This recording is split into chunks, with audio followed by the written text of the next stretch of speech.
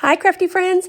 One of the questions I get the most from you guys is, what do you do with all of your old projects? So once I've used them for a while, then I will recycle them. I generally take them all apart and set the pieces aside and be like, what can we do with these next? So these two arches we did in a project a while back as a lantern.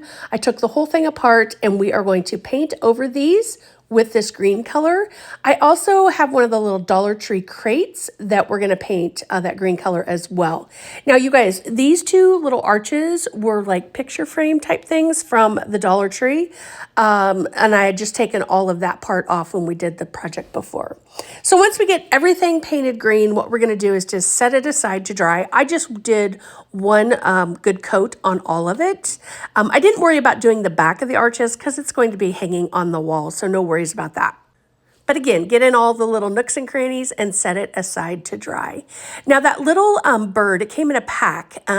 On one side, they're chalkboard, and then it's wood on the other. But I put a coat of paint on it, and then I'm just using some of the Dollar Tree coffee grounds, and I'm just kind of smooshing them in my hands so that it goes all over. Now, the cool thing about this is when your paint starts to dry, some of it just kind of goes away to nothing, and then other parts will, I guess where it's a little bit clumpier, will stay. So we'll see how that all turns out. So I'm going to set that aside, and now that the paint's dry here on the arches and the box, we're going to start going through and sanding them really good. Now, I'm really sanding hard because I want to get through that black paint that was there to bring out some of the raw wood, because we're going to do the same with the little box, and I want it to kind of match. Now, obviously, there's going to be some of the black coming through too, but that's why I was really sanding hard. So I went through a couple things with sandpaper.